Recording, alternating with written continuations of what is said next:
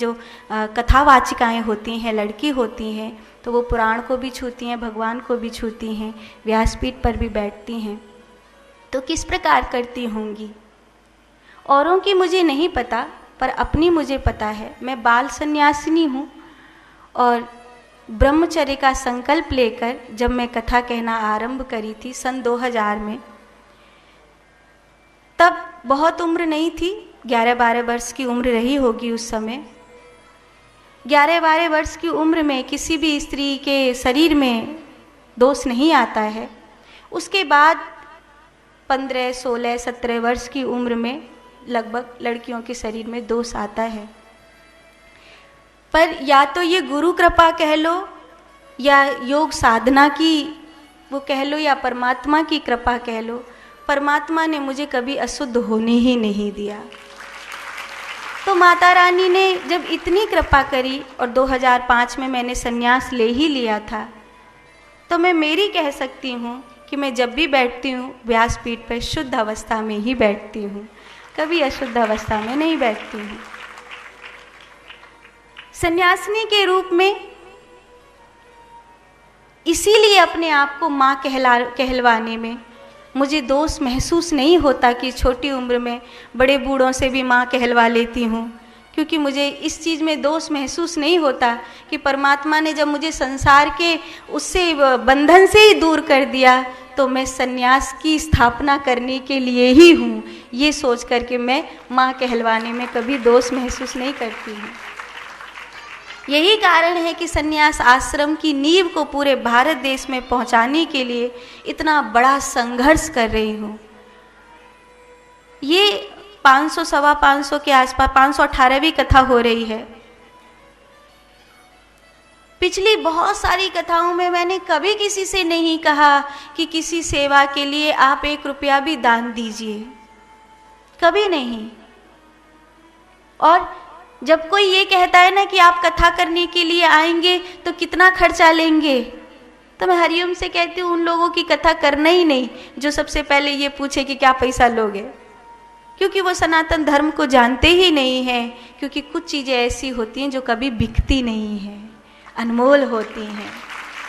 उन लोग की कथा कैसे करी जा सकती है जो ये कहते हैं क्या पैसा लोगे कथा करने का, क्योंकि कथा करने का कभी कोई आप मोल नहीं लगा सकते, रुपया नहीं लगा सकते आप उसका।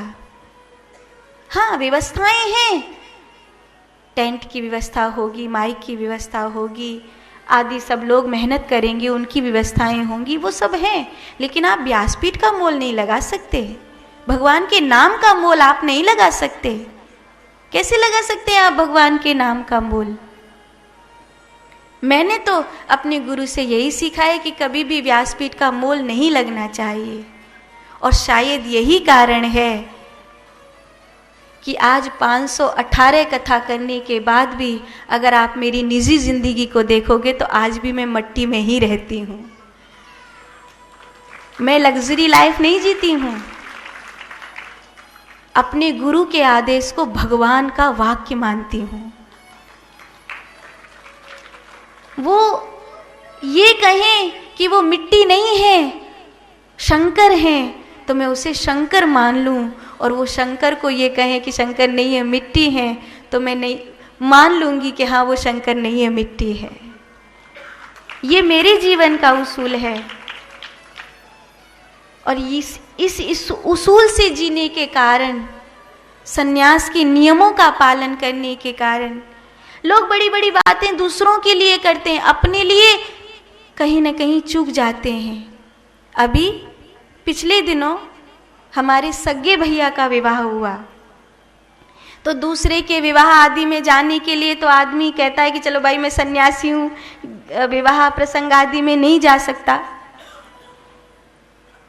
लेकिन मेरे सगे भैया का विवाह था, उसकी हल्दी, मेहंदी, भांवर, किसी में भी भोजन आदि में भी हम मौजूद नहीं थे। दूर से आशीर्वाद देने के लिए, घर से आशीर्वाद देने के लिए थे, व्यासपीठ पर थे, लेकिन उसमें नहीं थे। क्यों? क्योंकि अगर आज मैं ही सन्यास का पालन अपने घर में छोड़ दूंगी तो दुनिया से कभी नहीं कह पाऊंगी कि ये नियम ये होता है। ये जानते हुए कि एक ही भैया है, सगे भैया की शादी है और उसका बहुत भाव है कि हम उसमें मौजूद रहें, लेकिन अब अपने नियमों को नहीं छोड़ सकते। आप दुनिया को उपदेश देते हैं तो आप उसे अपने जीवन में नहीं छोड़। आप अपने जीवन में, मैंने कई लोगों को देखा है, दुनिया को उपदेश देंगे, खुद लग्जरी लाइफ में ये करेंगे, तो फिर वहाँ कोई उन्नति नहीं होती, कोई धर्म का विकास नहीं होता। लेकिन कलयुग है ना, इसीलिए लोगों को दूर के ढोल सुहावने लगते हैं, इसीलिए लोगों को वृद्धाश्रम अच्छा लगता है, संन्यास आश्रम अभी अच्छा नहीं लग रहा है। लेकिन थोड़े दिन रुक जाओ, अगर मेरा संघर्ष सफल हुआ तो एक दिन वो होगा जब आप कहोगे कि वृद्धाश्रम से संन्यास आश्रम ही लाख गुना अच्छा है, क्योंकि ये वो आश्रम है जिससे आपकी संसार की बगिया भी नहीं छूटेगी।